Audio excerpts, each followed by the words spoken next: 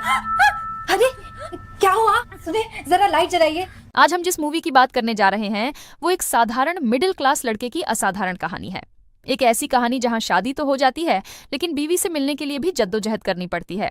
और ये कहानी जितनी हंसाती है उतनी ही सोचने पर मजबूर भी करती है। तो चलिए बिना टाइम खराब किए सीधा मूवी की ओर चलते हैं। कहानी शुरू होती है शुक्ला नाम के एक ऑटो वाले से। शुक्ला अपने ऑटो के अंदर बैठा होता है। ऑटो के चारों तरफ सोनाक्षी सिन्हा के पोस्टर लगे होते हैं। लगता है जैसे उसके लिए सोनाक्षी ही पूरी दुनिया हो। मोबाइल में फिल्मी वीडियो देखते हुए हल्के से मुस्कुरा रहा होता है। तभी एक अजनबी उसके ऑटो में आकर बैठ जाता है और कहता है, भाई सायन ले चलो। शुक्ला पहले मना करता है, कहता है, भाई उधर से लौटते टाइम सवारी नहीं मिलेगी। पर वो आदमी वापसी का किराया अलग से देने का वादा करता है तो शुक्ला मान जाता है। सायन पहुंचने पर शुक्ला किराया मांगता है 175 रुपए, लेकिन वो आदमी कहता है, थोड़े पैसे कम हैं, मैं ऊपर से लाकर देता हूँ। शुक्ला भरोसा कर लेता है और वहीं खड़ा इंतजार करता रहता है। काफी देर बीत जाती है, वो आदमी वापस नहीं आता। शुक्ला मायूस होकर सड़क किनारे चाय वाले की दुकान पर बैठ जाता है। चाय वाला पूछता है, तुझे भी पटाया क्या उसने? शुक्ला पहले समझता नहीं, फिर चाय वाला बताता है, वो आदमी हर बार बीमार माँ का बहाना बनाकर ऑटो वालों को बुलाता है और धोखा देकर भाग जाता है। शुक्ला के चेहरे पर झटका और निराशा दोनों साफ दिखते हैं। शाम को शुक्ला अपने दोस्तों के साथ चौल की छत पर बैठकर बियर पी रहा होता है। दोस्त मजाक करते हैं, अबे तेरी शादी हो रही है, जिंदगी खत्म समझ। फिर पूछते हैं, तेरे सुहागरात के प्लान क्या हैं? शुक्ला गर्व से कहता है, मैंने बहुत सी ब्लू फिल्में देखी हैं, मुझे सब आता है। लेकिन दोस्त मजाक उड़ाते हैं, अबे तू तो ब्राह्मण है, तूने तो आज तक लड़की को छुआ भी नहीं होगा। शुक्ला थोड़े गुस्से में आ जाता है, अगर मैं किसी लड़की की इज्जत करता हूं तो उसमें बुराई क्या है? वो कहता है, मैं अपनी बीवी को किसी की भी गंदी नजर से बचाऊंगा, चाहे वो दोस्त ही क्यों ना हो। कुछ ही दिन बाद शुक्ला की शादी हो जाती है, एक सुंदर लड़की लक्ष्मी से। लक्ष्मी जब गृह प्रवेश करती है तो घर छोटा होने के बावजूद पूरा मोहल्ला उसको देखने आ जाता है। शुक्ला की माँ बच्चों को डांट कर बाहर करती है और ताने मारती है, तेरी शादी ने तो हमारी कमर ही तोड़ दी। फिर लक्ष्मी से कहती है, एक गिलास पानी ला कर दे, पहले ही दिन से काम शुरू। शुक्ला देखता है और हल्की नाराजगी से माँ से कहता है, अभी तो वो नई आई है, थोड़ा आराम तो करने दो। माँ झल्लाकर कहती है, अगर इतना ही दया आ रहा है तो तू ही लाकर दे। लक्ष्मी फिर भी बिना कुछ बोले पानी और फिर चाय बनाने रसोई चली जाती है। शुक्ला के पापा टीवी पर धारावाहिक देखने लगते हैं और माँ भी बगल में बैठ जाती है। घर की असलियत धीरे धीरे सामने आने लगती है। अब सीन कट होता है लक्ष्मी की पहली रसोई पर। वो चाय बना रही होती है लेकिन उसके चेहरे पर घबराहट और नयापन साफ झलकता है। शुक्ला उसे दूर से देख रहा होता है, सोचता है कि नई बहू है और यहाँ माँ को उसकी मदद करनी चाहिए थी, मगर माँ तो टीवी के सामने गोंद की तरह चिपकी पड़ी है। रात हो जाती है। शुक्ला शीशे के सामने खड़ा होकर खुद को सुहागरात स्पेशल मोड में तैयार कर रहा होता है।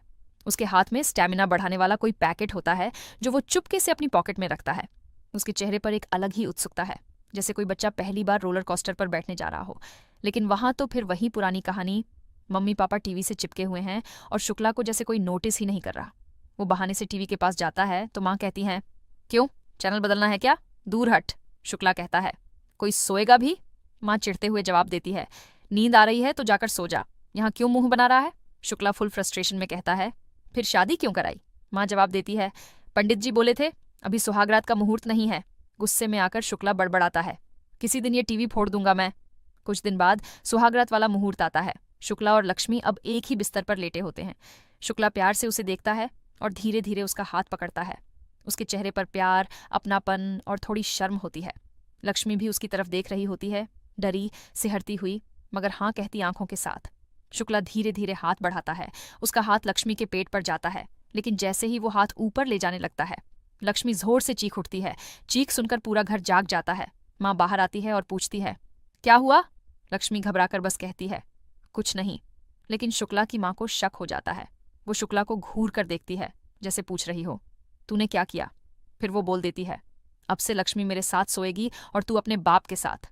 शुक्ला बस चुपचाप ये सब होता देखता रहता है, जैसे उसकी कोई अहमियत ही नहीं हो। अगली सुबह वही रूटीन। मम्मी पापा फिर से टीवी के सामने जमे हुए हैं और शुक्ला दूर से लक्ष्मी को देखते हुए चाय की चुस्कियां ले रहा होता है। लक्ष्मी अब भी थोड़ी अजीब सी असहज नजर आती है। तभी दरवाजे पर किसी के आने की आवाज होती है। कई बार खटखटाने पर भी मम्मी पापा को सुनाई नहीं देता क्योंकि वो टीवी में खोए हुए हैं। गुस्से में आकर शुक्ला खुद दरवाजा खोलता है। वहां उसकी बहन रूपा खड़ी होती है, चेहरे पर गुस्सा और आंखों में आंसू। वो अंदर आते ही फूट फूट कर रोने लगती है, मगर उसकी आंखों से एक भी आंसू नहीं निकलता। शुक्ला उसे हैरानी से देखता है। रूपा कहती है, भैया आपने जिस घर में मुझे भेजा, क्या एक बार जाकर वो घर देखा था? रूपा, रोते हुए अपने पति सुनील की शिकायतें करने लगती है। भैया, वो तो माँ का गुलाम है, मेरी एक भी बात नहीं सुनता। शुक्ला धीरे से पूछता है, आखिर हुआ क्या? रूपा बताती है, मेरी सास दिन रात ताने देती है, कहती है कि अब तक कोई बच्चा नहीं हुआ और अब की बार सुनील ने मुझे थप्पड़ भी मार दिया। शुक्ला थोड़ा भावुक होकर बहन को समझाने की कोशिश करता है।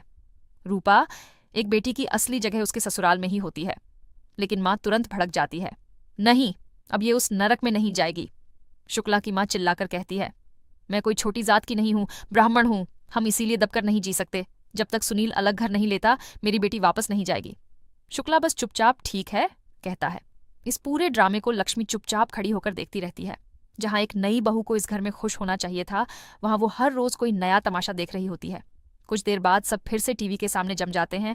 माँ, पापा, रूपा और लक्ष्मी भी मजबूरी में बैठती है। इसी बीच रूपा लक्ष्मी से कहती है, सर में दर्द है, एक कप चाय बना दे। लेकिन ध्यान दो, रूपा ने उसे भाभी तक नहीं कहा। लक्ष्मी कुछ नहीं बोलती, बस उठकर चुपचाप रसोई में चली जाती है। शुक्ला बाहर निकलने की तैयारी कर रहा होता है। घर का माहौल देखकर उसका मन भी भारी हो गया है। वो जाते जाते ऊपर देखता है जहां लक्ष्मी खड़ी होती है और बस उसे देख रही होती है। दोनों की आंखों में बहुत कुछ अनकहा होता है। शुक्ला नजर मिलाता है और बिना कुछ बोले घर से बाहर निकल जाता है। शुक्ला अब अपने ऑटो के मालिक से चाबी लेने पहुंचता है, क्योंकि वो अभी तक छुट्टी पर था। मालिक उसे देखकर मजाक करता है, अबे शुक्ला, अब तो सोनाक्षी की फोटो हटा दे, अब तो भाभी आ गई है, नाराज हो जाएगी। शुक्ला बस मुस्कुराकर चुपचाप निकल पड़ता है अपनी रोज की सवारी और जिंदगी की भाग दौड़ में। दिन भर में उसके ऑटो में कई लोग बैठते हैं, हर कोई अपनी अपनी परेशानियों में डूबा होता है। लेकिन शुक्ला शांत स्वभाव का आदमी है, कभी किसी की बात में दखल नहीं देता, बस चुपचाप ऑटो चलाता रहता है। शाम को थककर समंदर किनारे जाकर बैठता है, जहां वो थोड़ा सुकून ढूंढने की कोशिश करता है। इधर घर में शुक्ला की माँ रूपा के बालों में तेल लगा रही होती है। साथ में शुक्ला के पापा सोफे पर आराम कर रहे होते हैं। आखिर पूरा दिन टीवी देखकर जो थक गए हैं। तभी फोन की घंटी बजती है। सब समझ जाते हैं कि ये फोन लक्ष्मी के लिए है। लक्ष्मी थोड़ी घबरा जाती है, नर्वस होती है कि उठाऊं या नहीं। आखिरकार हिम्मत करके फोन उठा लेती है। बस सीन आता है उस फोन कॉल का। लक्ष्मी शर्मा रही होती है, हल्की सी मुस्कान के साथ जी और हाँ में जवाब दे रही होती है। दूसरी तरफ शुक्ला लगातार बोले जा रहा होता है, जैसे दिल का बोझ हल्का कर रहा हो। उसकी माँ दूर खड़ी सब देख रही होती है और लक्ष्मी को खुश देखकर अंदर ही अंदर जल रही होती है। फोन पर शुक्ला कहता है, जो भी उस रात हुआ उसके लिए माफ कर दो। मुझे समझ ही नहीं आया कि पहली बार किसी को कैसे छूते हैं। शुक्ला सच्चे मन से माफी मांगता है। लक्ष्मी बस चुपचाप मुस्कुरा रही होती है। तभी पीछे से उसकी माँ आ धमकती है, फोन छीन लेती है और सीधे शुक्ला से बोलती है, घर आते हुए कुछ सामान लेते आना। शुक्ला एकदम घबरा जाता है, बोलता है, हाँ हाँ, मैं तो बस घर ही आ रहा था। माँ बात बीच में काट के फोन रख देती है और ताना मारती है, बेटा तो जैसे दीवाना हो गया है। लेकिन शुक्ला तो उस छोटी सी कॉल में भी सुकून ढूंढ रहा होता है। अब वो ऑटो में बैठकर घर की तरफ निकल पड़ता है और रास्ते भर लक्ष्मी ही उसके ख्यालों में घूमती रहती है। अब रात का वक्त है, पूरा घर गहरी नींद में सो रहा है, लेकिन माहौल में कुछ अजीब सी चुप्पी है।